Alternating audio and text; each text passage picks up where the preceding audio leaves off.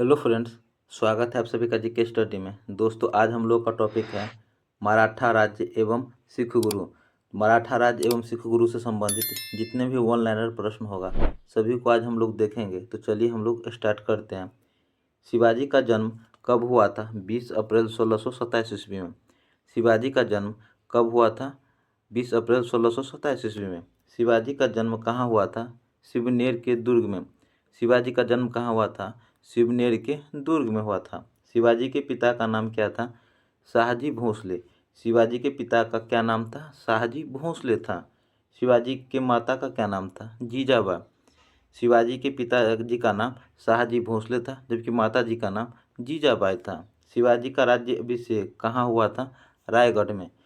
शिवाजी का राज्याभिषेक कहाँ हुआ था? रायगढ़ में हुआ था। आगे देखेंगे शिवाजी के अष्टप्रधान। तो शिवाजी के अष्टप्रधान में पेशवा यानी कि प्रधानमंत्री राज्य का प्रशासन एवं अर्थव्यवस्था की देखरेख करता था। पेशवा यानी जो प्रधानमंत्री होता था राज्य का प्रशासन एवं अर्थव्यवस्था की देखरेख करता था। सर ए नौबत जो सेनापति था, सैन्य का प्रधान। सर ए नौबत सेनापति, सैन्य प्रधान। अमर्त्य या मजमूदार जो राजस्व मंत्री था उसे अमर्त्य या मजमूदार कहते थे। आय व्यय की लेखा जोखा करते थे। वाक्यावनीश सूचना गुप्तचर एवं संधि विभागों का अध्यक्ष होता था, जबकि सुरुनवीस या चितनिस राजकीय पत्रों को पढ़कर उसकी भाषा शैली को देखना था, जबकि दबीर या सुमंत विदेश मंत्री होता था। दबीर या सुमंत विदेश मंत्री होता था। आगे देखेंगे सदर या पंडित राव धार्मिक कार्यों के लिए तिथि का निर्धारण करता था। सदर या पंडित राव धार्मिक कार्यों के लिए तिथि का निर्धारण करता था। न्यायाधीश न्याय विभाग का प्रधान होता था। न्यायाधीश न्याय विभाग का प्रधान होता था। शिवाजी के शासन कार्य कब शिवाजी ने शासन कार्य कब संभाला? 1647 ईस्वी में। शिवाजी ने शासन कार्य कब संभाला था? 1647 ईस्वी में। शिवाजी के आध्यात्मिक गुरु कौन थे? समर्थ रामदास। शिवाजी के आध्यात्मिक गुरु कौन थे? समर्थ रामदास जी। शिवाजी ने किस भाषा को राजभाषा बनाया था? मराठी भाषा को। शिवाजी ने किस भाषा को राजभाषा बनाया था? मराठी भाषा को। शिवाजी के मंत्रिमंडल को क्या कहा जाता था? अष्टप्रधान। शिवाजी के मंत्रिमंडल को अष्टप्रधान कहा जाता था। शिवाजी के राजपुरोहित कौन थे? गंगा भट्ट। शिवाजी के राजपुरोहित कौन थे? गंगा भट्ट। शिवाजी की मृत्यु कब हुई? 1680 ईस्वी में। शिवाजी की मृत्यु कब हुई? 1680 ईस्वी में। शिवाजी का अंतिम सैन्य अभियान था कर्नाटक अभियान। शिवाजी का अंतिम अभियान कौन था? कर्नाटक अभियान था। आगे देखेंगे शिवाजी का उत्तराधिकारी कौन हुआ? संभाजी। शिवाजी का उत्तराधिकारी कौन हुआ? संभाजी हुआ। मराठों ने सर्वप्रथम किसके अधीन कार्य कर प्रशासनिक अनुभव प्राप्त किया?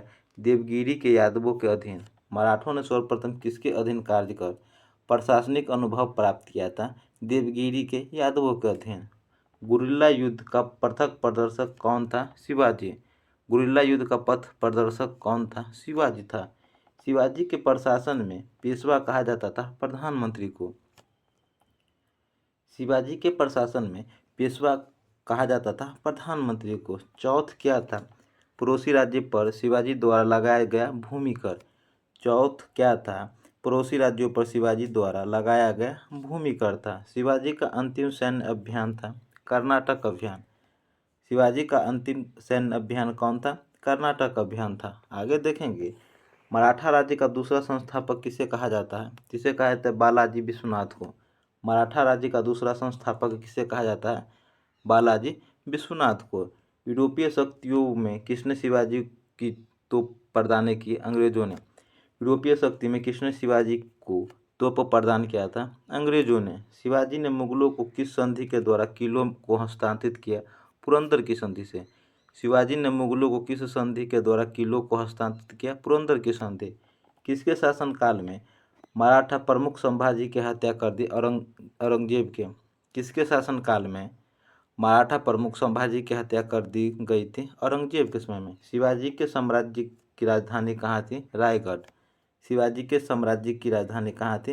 रायगढ़ थी। आगे देखेंगे, आगे है अंग्रेज मराठा संघर्ष के अंतर्गत होने वाली प्रमुख संधियाँ। तो अंग्रेज और मराठा के प्रमुख संधियाँ देखेंगे, संधियाँ और वर्ष सूरत की संधि 1775 ईस्वी में। सूरत की संधि कब हुई थी? 1775 ईस्वी में। ठीक है। पुरंदर की संधि 1776 ईस्वी में। पुरंदर की संधि 1776 ईस्वी में। बरगांव की संधि 1779 ईस्वी में। बरगांव की संधि 1779 ईस्वी में। सालाबाई की संधि 1782 ईस्वी में। सालाबाई की संधि कब हुआ था? 1782 ईस्वी में। बसीन की संधि 1802 ईस्वी में।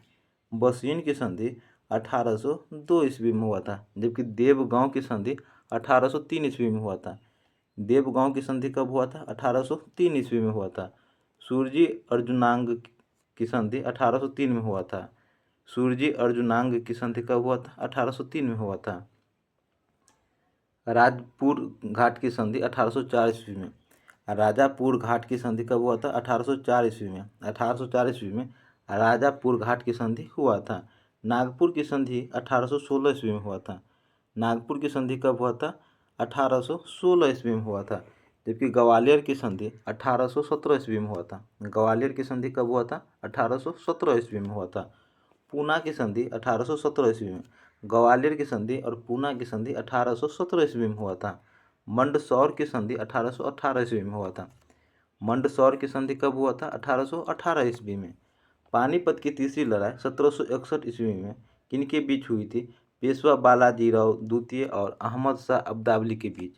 पानीपत की तीसरी लड़ाई कब हुई थी? 1761 ईस्वी में। पानीपत की तीसरी लड़ाई 1761 ईस्वी में पेशवा बालाजीराव द्वितीय और अहमद शाह अब्दाली के बीच में हुआ था। शिवाजी का सर्वाधिक प्रभावित थे माँ जीजाबाई से। शिवाजी सर्वाधिक प्रभावित किससे थे? माँ जीजाबाई से। शिवाजी के राजनीतिक गुरु एवं संरक्षक कौन थे? दादाजी कोंडदेव। शिवाजी के राजनीतिक गुरु एवं संरक्षक कौन थे? दादाजी कोंडदेव। दासबोध के रचनाकार हैं समर्थ रामदास। दासबोध के रचनाकार कौन है? समर्थ रामदास हैं।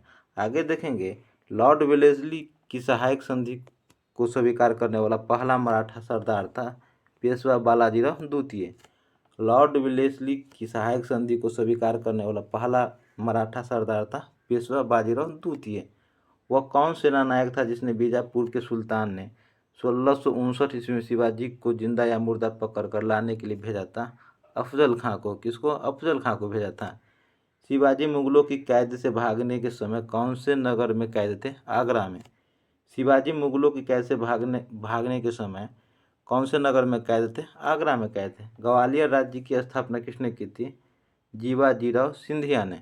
ग्वालियर राज्य की स्थापना किसने की थी? जीवाजीराव सिंधिया ने किया था। एक इतिहासकार ने पानीपत की तीसरी लड़ाई को स्वयं देखा, वह कौन था? काशीराज पंडित ने। एक इतिहासकार ने पानीपत की तीसरी लड़ाई को स्वयं देखा, वह कौन था? काशीराज पंडित था। शिवाजी औरंगजेब की आगरा दरबार में कब उपस्थित हुए थे? 1666 ईस्वी में। शिवाजी औरंगजेब की आगरा दरबार में कब उपस्थित हुए थे? 1666 ईस्वी में। संभाजी के बाद मराठा शासक को किसने सरल और कारगर बनाया था? बालाजी विश्वनाथ। संभाजी के बाद मराठा शासन को किसने सरल और कारगर बनाया? बालाजी विश्वनाथ ने। मराठा मंडल या मराठा राज्य संघ की स्थापना किस पेशवा के समय हुई थी? बालाजी विश्वनाथ के समय में। मराठा मंडल या मराठा राज्य संघ की स्थापना बालाजी विश्वनाथ के समय में हुआ था। मराठा कालीन पैदल सेनाओं में एक नायक के अधीन कितने पायक या पैदल सैनिक होते थे? 9। कितने होते थे? 9। मराठा काल में अस्थायी घुड़सवार सेना एवं अस्थायी घुड़सवार सेना कहलाते थे पाग या बरगीर या सिलहदार। पाग या बरगीर या सिलहदार था कहलाता था। आगे देखेंगे, मराठा कालीन घुड़सवारी सेना में एक हवलदार के अधीन कितने घुड़सवार होते थे? 25। मराठा कालीन घुड़सवार सेना में एक हवलदार के अधीन कितने घुड़सवार होते थे? 25।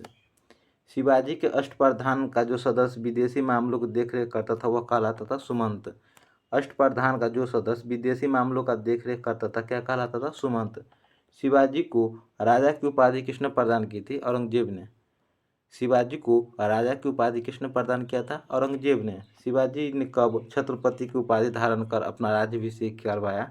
16 जून 1674 ईस्वी में। शिवाजी ने कब छत्रपति की उपाधि धारण कर अपना राज्य अभिषेक करवाया था? 16 जून 1674 ईस्वी में। काशी के प्रसिद्ध विद्वान ने शिवाजी का राज्याभिषेक करवाया? श्री विश्वेश्वर जी गंगा भट्ट ने। काशी के किस प्रसिद्ध विद्वान ने शिवाजी का राज्याभिषेक करवाया था? श्री विश्वेश्वर जी गंगा भट्ट ने। आगे क्वेश्चन देखेंगे, शिवाजी को पहाड़ी चूहा व साहसी डाकू की संज्ञा किसने दी थी? औरंगजेब ने। शिवाजी को पहाड़ी चूहा एवं व साहसी डाकू की संज्ञा किसने दिया था? औरंगजेब ने। सर ए नौबत का अर्थ था सेनापति। सर ए नौबत का अर्थ सेनापति था। सरजामी प्रथा संबंधित थी मराठा भूराज व्यवस्था से। सरजामी प्रथा संबंधित थी मराठा भूराजस्व व्यवस्था से। किस मराठा शासक के शासनकाल को पेशवाओं के शासनकाल के नाम से भी जाना जाता है? शाहू। कौन सा? शाहू। मराठा साम्राज्य की सबसे बहादुर महिला कौन थी? ताराबाई। मराठा साम्राज्य की सबसे बहादुर महिला कौन थी? ताराबाई थी। आगे प्रश्न देखेंगे, किसे लड़ाकू पेशवा या हिंदू शक्ति का अवतार कहा जाता था? बाजीराव प्रथम को। किसे लड़ाकू पेशवा या हिंदू शक्ति का अवतार कहा जाता था? बाजीराव प्रथम को। किसने पुर्तगालियों से सालसेट व बेसिन के द्वीप को छीना था? बाजीराव प्रथम ने। किसने पुर्तगालियों से सालसेट एवं बेसिन की द्वीप छीना था? बाजीराव प्रथम ने। किसके समय में मराठा शक्ति अपने चरमोत्कर्ष पर पहुंची तथा साथ ही मराठा शक्ति का पतन भी आरंभ हुआ? बाजीराव के समय में ही। किस मराठा सरदार ने 1758-59 में पंजाब विजय किया? रघुनाथ राव ने। किसने? रघुनाथ राव ने। शिवाजी के बाद किसने गुरिल्ला युद्ध का संचालन किया था? बाजीराव प्रथम ने। शिवाजी के बाद किसने गुरिल्ला युद्ध का संचालन किया था? बाजीराव प्रथम ने किया था। किस मराठा पेशवा को मैकियावेली कहा जाता है? नाना फडणवीस को। किस मराठा पेशवा को मैकियावेली कहा जाता है? नाना फडणवीस को। किसने पानीपत के तृतीय युद्ध में संगठित मराठा सेना का नेतृत्व किया था? सदाशिवराव भाऊ ने। किसने पानीपत के तृतीय युद्ध में संगठित मराठा सेना का नेतृत्व किया? सदाशिव भाऊ ने। किसे अंतिम महान पेशवा कहा जाता है? माधवराव को। किसे अंतिम महान पेशवा कहा जाता है? माधवराव को। मराठा साम्राज्य का अंतिम पेशवा था बाजीराव द्वितीय। मराठा साम्राज्य का अंतिम पेशवा था बाजीराव द्वितीय था। किसके शासनकाल में प्रथम आंग्ल मराठा युद्ध हुआ था? माधवराव नारायण के समय में। किसके शासनकाल में प्रथम आंग्ल मराठा युद्ध हुआ था? माधवराव नारायण के समय में। किस मराठा सरदार सेना का गठन यूरोपीय ढंग से किया? महजादी सिंधिया। किसने किया? महजादी सिंधिया ने किया था। आगे देखेंगे, तृतीय आंग्ल मराठा युद्ध के दौरान सबसे अंतिम संधि थी कानपुर की संधि। तृतीय आंग्ल मराठा युद्ध के सबसे अंतिम संधि कौन थी? कानपुर की संधि। मराठा सचिवालय कहलाता था फाद। मराठा सचिवालय क्या कहलाता था? फाद कहलाता था। किसने कहा कि मराठों का उदय आकस्मिक अग्निकांड की भांति हुआ? ग्रांट डफ ने। किसने कहा मराठों का उदय आकस्मिक अग्निकांड की भांति हुआ है? ग्रांट डफ ने कहा था। किसने पूर्ण सुरक्षा का कवच प्रदान कर शिवाजी को मुगल दरबार में उपस्थित होने के लिए राजी किया था? राजा जय सिंह ने। किसने किया था? राजा जय सिंह ने। किसने शाहू को नज़रबंदी से मुक्त प्रदान किया? बहादुर शाह प्रथम ने। किसने शाहू को नज़रबंदी से मुक्त प्रदान की? बहादुर शाह प्रथम ने। छत्रपति शाहू ने किसे अपने राज्य की राजधानी बनाया? सतारा को। छत्रपति शाहू ने किसे अपने राज्य की राजधानी बनाया था? सतारा को। पानीपत के तृतीय युद्ध में मराठा सेना के तोपखाने का नेतृत्व किसने किया था? इब्राहिम खां गारदी ने। पानीपत के तृतीय युद्ध में मराठा सेना के तोपखाने का नेतृत्व किसने किया था? इब्राहिम खां गारदी ने। दक्षिण में शिवाजी की बढ़ रही शक्ति को रोकने के लिए औरंगजेब ने किसे नियुक्त किया था? ईसाइता खां को। दक्षिण में शिवाजी की बढ़ रही शक्ति को रोकने के लिए औरंगजेब ने किसे नियुक्त किया था? शाइस्ता खां को। किसको? शाइस्ता खां को। वह मराठा सरदार या राजा कौन था जिसने सबसे अंत में अंग्रेज से सहायक संधि की? होल्कर। वह मराठा सरदार राजा कौन था जिसने सबसे अंत में अंग्रेज से सहायक संधि की थी? होल्कर था। पेशवाओं में किसे नाना साहेब के नाम से जाना जाता था? बालाजी बाजीराव को। पेशवाओं में किसे नाना साहेब के नाम से भी जाना जाता था? बालाजी बाजीराव को। द्वितीय आंग्ल मराठा युद्ध एवं तृतीय आंग्ल मराठा युद्ध के समय मराठा पेशवा कौन था? बाजीराव द्वितीय। द्वितीय आंग्ल मराठा युद्ध एवं तृतीय आंग्ल मराठा युद्ध के समय मराठा पेशवा कौन था? बाजीराव द्वितीय था। आगे देखेंगे, किस पेशवा के समय अंग्रेजों ने पेशवा पद को समाप्त कर दिया? बाजीराव द्वितीय के समय। किस पेशवा के समय अंग्रेजों ने पेशवा पद को समाप्त कर दिया? बाजीराव द्वितीय के समय में। शिवाजी के शासनकाल में कौन सा कर वसूल करता था? पटेल। शिवाजी के शासनकाल में कौन कर वसूल करता था? पटेल करता था। शिवाजी के पुत्रों की मृत्यु के पश्चात मराठों का नेतृत्व किसने किया? ताराबाई ने। शिवाजी के पुत्रों की मृत्यु के पश्चात मराठों का नेतृत्व ताराबाई ने किया था। भोसले कहाँ के शासक थे? नागपुर के। भोसले कहाँ के शासक थे? नागपुर के थे। प्रथम आंग्ल मराठा युद्ध के समय भारत का गवर्नर जनरल कौन था? Warren Hastings. प्रथम आंग्ल मराठा युद्ध के समय भारत का गवर्नर जनरल कौन था? वारेन हेस्टिंग्स था। मंदसौर की संधि कब संपन्न हुआ था? 16 जनवरी 1818 ईस्वी में। मंदसौर की संधि कब संपन्न हुई? 6 जनवरी 1818 ईस्वी में। कब हुआ था? 6 जनवरी 1888 ईस्वी में। तृतीय एवं अंतिम आंग्ल मराठा युद्ध के समय भारत का गवर्नर जनरल कौन था? Lord Hastings. तृतीय एवं अंतिम आंग्ल मराठा युद्ध के समय भारत का गवर्नर जनरल कौन था? लॉर्ड हेस्टिंग्स था। शाहू को मुगल बादशाह ने कौन सी उपाधि दी? वकील ए मुतलक की। शाहू को मुगल बादशाह ने कौन सी उपाधि दी? वकील ए मुतलक की। उपज का कितना प्रतिशत शिवाजी भू राजस्व के रूप में वसूल करते थे? 33%। उपज का कितना प्रतिशत शिवाजी भू राजस्व के रूप में वसूल करते थे? 33%। किसने हैंदव धर्मोद्वार का उपाधि धारण की? शिवाजी ने। किसने हैंदव धर्मोद्वारक की उपाधि धारण की? शिवाजी ने। नेक्स्ट प्रश्न देखेंगे, दिल्ली पर आक्रमण करने वाला प्रथम मराठा कौन था? बाजीराव प्रथम। दिल्ली पर आक्रमण करने वाला प्रथम मराठा कौन था?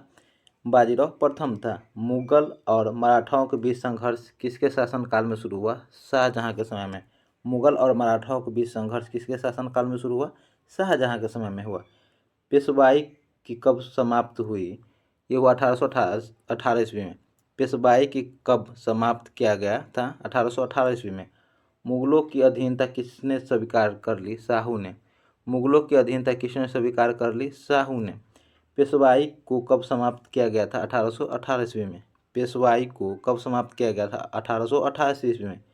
सिख संप्रदाय की स्थापना का श्रेय किसे है? प्रथम गुरु नानक को। सिख संप्रदाय की स्थापना का श्रेय किसे है? प्रथम गुरु नानक को।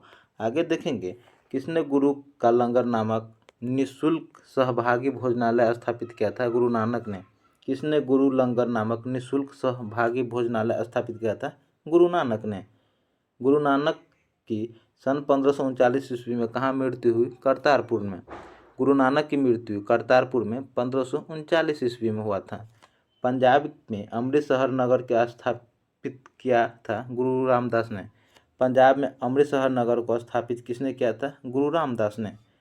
सिखों के अंतिम गुरु कौन थे? गुरु गोविंद सिंह। सिखों के अंतिम गुरु कौन थे? गुरु गोविंद सिंह थे। सिख गुरु के नेतृत्व में सिख राजनीतिक व सैनिक शक्ति के रूप में गठित हुए थे? गुरु गोविंद सिंह के। किस सिख गुरु के नेतृत्व में सिख राजनीतिक व सैनिक शक्ति के रूप में संगठित हुए? गुरु गोविंद सिंह के। किन सिख गुरुओं के तत्कालिक शासकों द्वारा मृत्यु दंड दिया गया था? गुरु अर्जुन देव और गुरु तेग बहादुर को। मृत्यु दंड किसे दिया गया था? गुरु अर्जुन देव और गुरु तेग बहादुर को। आगे क्वेश्चन देखेंगे, किस सिख गुरु ने विद्रोही राजकुमार खुसरो की सहायता धन एवं आशीर्वाद से की थी? गुरु अर्जुन देव ने। किस सिख गुरु ने विद्रोही राजकुमार खुसरो की सहायता धन एवं आशीर्वाद से की थी? गुरु अर्जुन देव ने। किस वर्ष बैसाखी के दिन 13 अप्रैल को गुरु गोविंद सिंह ने खालसा पंथ की नींव रखी थी? 1699 ईस्वी में। किस वर्ष बैसाखी के दिन 13 अप्रैल को गुरु गोविंद सिंह ने खालसा पंथ की नींव रखी थी? 1699 ईस्वी में। किस सिख गुरु ने साधु वेश त्याग कर राजसी वेश पहनना प्रारंभ किया? गुरु अर्जुन देव ने। किसने सिख गुरु ने साधु वेश त्याग कर राजसी वेश पहनना प्रारंभ किया था? गुरु अर्जुन देव ने। गुरुमुखी लिपि का आरंभ किसने किया था? गुरु अंगद ने। गुरुमुखी लिपि का आरंभ किया था? गुरु अंगद ने। पंजाबी का प्राचीनतम रचना किसने किया था? गुरु अर्जुन देव ने। पंजाबी का प्राचीनतम रचना किसने की? गुरु अर्जुन देव ने। सिख संप्रदाय का निर्माण किस काल में हुआ था? मुगल काल में। सिख संप्रदाय का निर्माण किस काल में हुआ था? मुगल काल में। सिख संप्रदाय का निर्माण किस काल में हुआ? मुगल काल में हुआ। सिखों के प्रथम गुरु नानक किस मुगल बादशाह के समकालीन थे? बाबर और हुमायूं के। सिखों के प्रथम गुरु नानक मुगल बादशाह के समकालीन थे, बाबर और हुमायूं के। किस सिख गुरु द्वारा सिख ग्रंथ आदि ग्रंथ का संकलन किया गया? गुरु अर्जुन देव के। किस सिख गुरु द्वारा सिख ग्रंथ आदि ग्रंथ का संकलन किया गया? गुरु अर्जुन देव के। किस सिख गुरु ने गुरु नानक की जीवनी लिखी है? गुरु अर्जुन देव ने। गुरु नानक की जीवनी किसने लिखा है? गुरु अर्जुन देव ने। किस सिख गुरु ने धर्म का रक्षार्थ सिखों को सैनिक बनाने का कार्य प्रारंभ किया था? गुरु हरगोबिंद सिंह ने। किस सिख गुरु ने धर्म की रक्षार्थ सिखों को सैनिक बनाने का कार्य प्रारंभ किया था? गुरु गोबिंद सिंह ने। आनंदपुर नगर की स्थापना किस सिख गुरु ने किया था? गुरु तेग बहादुर ने। आनंदपुर नगर की स्थापना किस सिख गुरु ने किया था? गुरु तेग बहादुर ने। आगे क्वेश्चन देखेंगे, किस गुरु ने फारसी में जफरनामा लिखी थी? तो ये लिखी थी गुरु गोबिंद सिंह ने। फारसी में जफरनामा किसने लिखा था? गुरु गोबिंद सिंह ने। किस सिख गुरु ने कहा था कि मैं सिर कटवा दिया लेकिन अपना रहस्य नहीं बताया? गुरु तेग बहादुर ने। किसने कहा था मैं अपना सिर कटवा दिया लेकिन अपना रहस्य नहीं बताया? गुरु तेग बहादुर ने। किसने गुरु की गद्दी की प्रथा समाप्त कर गुरुबानी को ही गुरु का स्थान प्रदान किया था? गुरु गोबिंद सिंह ने। गुरु की गद्दी को समाप्त कर गुरुबानी को ही गुरु का स्थान प्रदान किसने किया था? गुरु गोबिंद सिंह ने। दसम पातशाह नामक ग्रंथ को किस सिख गुरु के विचारों को संकलित किया गया है? गुरु गोबिंद सिंह के। किसके? गुरु गोबिंद सिंह के। गुरु गोबिंद सिंह का जन्म कहाँ हुआ था? पटना में। गुरु गोबिंद सिंह का जन्म कहाँ हुआ था? पटना में हुआ था। आगे देखेंगे, सिखों को एक सैनिक संप्रदाय खालसा में परिवर्तित करने का श्रेय किसे दिया जाता है? गुरु गोबिंद सिंह को।